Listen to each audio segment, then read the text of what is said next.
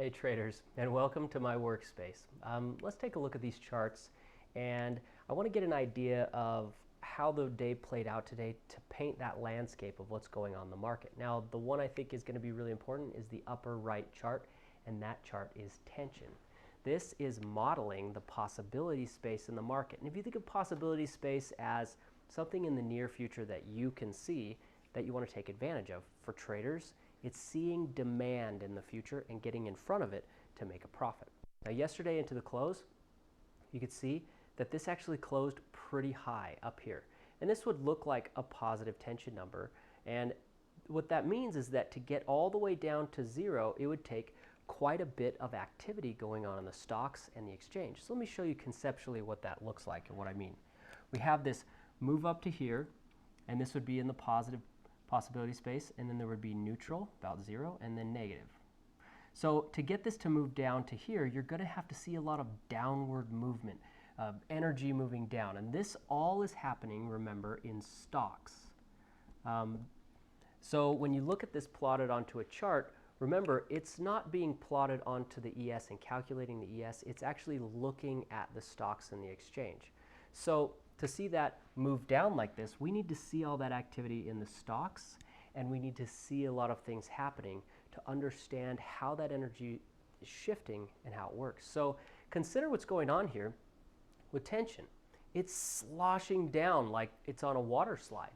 And if you look at the stocks, they're basically flat. So let's take a look at these entries and how they work while tension is sliding down. Right in the morning, there was a setup here that was a pretty difficult spot to jump in unless you really understood that.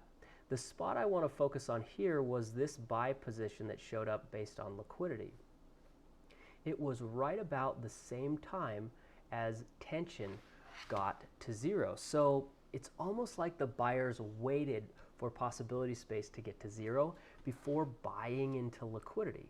And you can see they showed up and were able to impact prices, but they didn't really impact the broad market as much as you'd think. It's almost like they were waiting.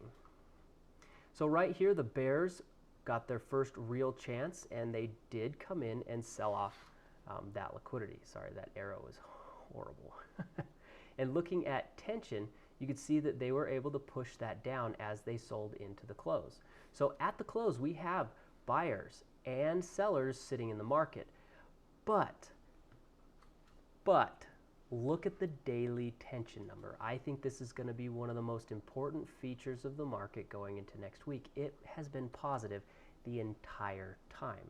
So the bears are going to need to get this down and stay down and keep the 30 down on Monday if they want this position here to hold any water. Otherwise, the bulls, who have been in control of the market for 2 weeks now, a week and a half, they know that those bears are going to have to liquidate. They're going to have to dump those positions. And if the bears liquidate, that will cause prices to spike up. We've seen this before.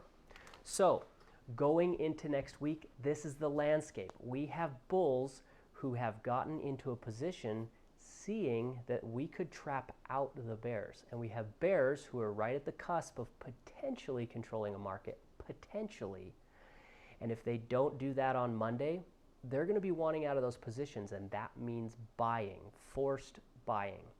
I hope this helps to paint this portrait of the market. As always, good luck trading, guys.